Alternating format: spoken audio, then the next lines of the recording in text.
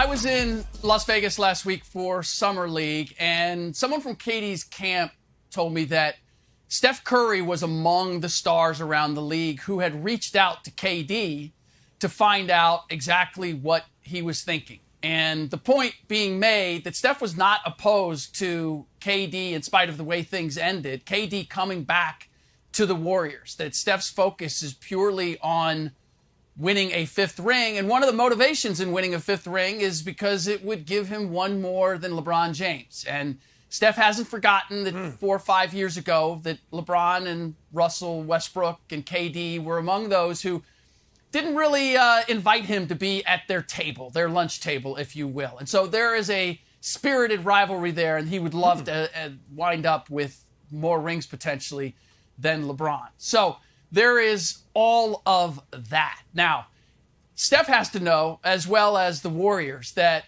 making that deal is going to be rather difficult because Andrew Wiggins presumably would have to be in it to make the numbers work. I know that the Warriors love what Andrew Wiggins has become with them.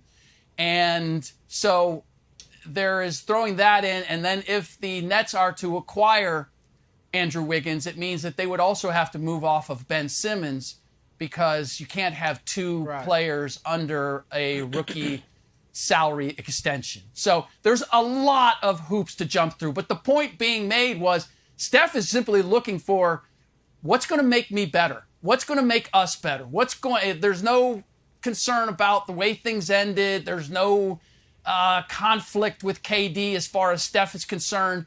He's just looking for the best way possible to potentially win a fifth championship. And if it means KD coming back to the Bay Area, he would be welcome to that. I don't know that everybody in the Warriors organization is feeling that way, but I'm told that Steph is certainly open to it. Yeah, and Rick, I was told by one source that KD actually would like to go back to Golden State. I don't know that I believe that. I find that hard to believe, but there are some rumblings about that. Obviously, if you're Golden State, you don't even think about doing this unless Kevin Durant is fully on board and wants to come back. But to your Steph point, I get it. Agreed. Steph is a made man. I see no downside for Steph. The only way Steph can bolster his top 10 all-time ranking or maybe move higher is to win more championships in Golden State as the leader of that team. Period. Now, he's got a better, it would be better if he won championships without Durant, but will he? We don't know that. It was great this year, but we don't know that he'll be able to do that once or twice more. With Durant, you almost certainly do it at least once more and maybe 2 or 3 times more.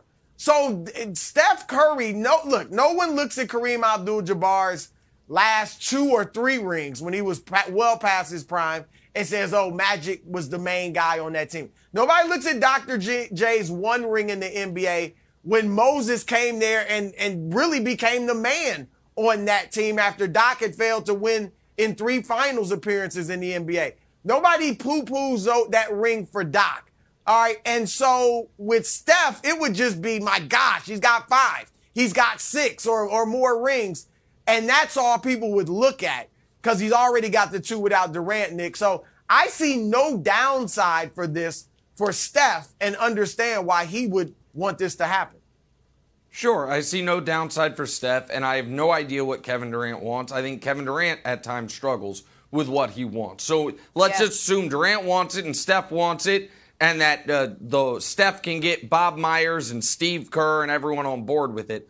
I personally still don't think this can happen because I do not think this is what Brooklyn wants. I don't think that when you survey the landscape and you're like, we're going to trade Kevin Durant with 4 years left on his deal, and the single best asset we get back is Jonathan Kuminga. That, to me, is a non-tenable situation. But rather than talk about the machinations of if it could happen, I want to ask Wilds a question. Because Wilds is big on, you know what I mean, just best bat. Give me all the best. Let's make one NBA team, the 92 Dream Team, make the rest of the league Angola, and it'll be great. So let's just take it to its furthest logical conclusion.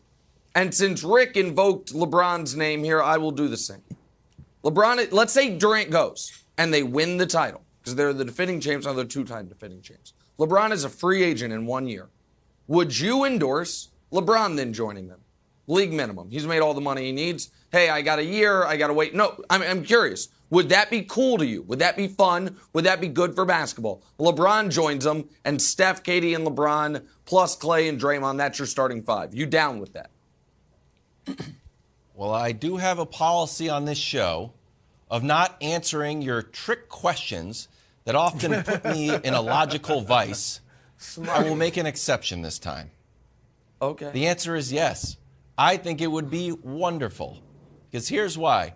People vote with their eyeballs. So if you are at home saying, you know what, that would be the worst, I wouldn't like that at all. Also, when is opening night? When do the Warriors play? I'm going to watch every single game. How much is League Pass? Did it go up? Because I need to watch every Warriors game.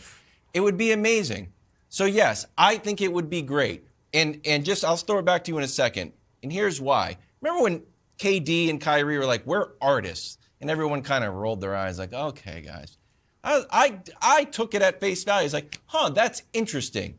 When you view basketball as a combination of athletic prowess and decision making, you're like, yeah, you're making decisions out there like an artist would. I have no issue with artists, great artists, teaming up with other great artists. Just like if Leonardo DiCaprio wants to work with Martin Scorsese. You're going to drive me nuts. Yeah, that creates the best art. Well, you asked me a question. You usually try to trick me, and then but you know, I stole the ball away from you. So I would like it. Yes. And Draymond tried to make the point: nobody cares if all the best tech developers go to Google or go to Apple.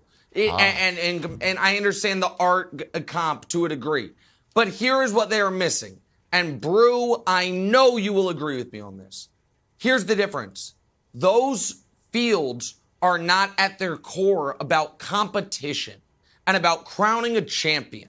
That is the difference and what makes sports special. No one gives a damn if Apple has a monopoly on all the best engineers. They just want their iPhones to work. People do care if all of a sudden the NBA becomes European soccer, where it's like, wait, Messi, Neymar, and Mbappe are all on one team and nobody in their league can beat them, and maybe once a year at Champions League they'll face some competition. That's not good. It is not good for the spirit of competition. And while maybe Warriors ratings would be off the charts, but you know what wouldn't be? Every other game that is played. Every other game would feel meaningless. Disagree. Every other game would have a dearth of stars. And every other game would feel like, okay, who cares? The Mavs, they look nice. Yeah, good for them. They're just going to get waxed by the super team in Golden State. So I don't think it would be good for the league. And I don't think Brew comparing it to art works. Thanks for watching. Subscribe here to get the latest from the show. Also, be sure to check out more of the best clips from First Things First, or go watch a few segments from our other shows on FS1.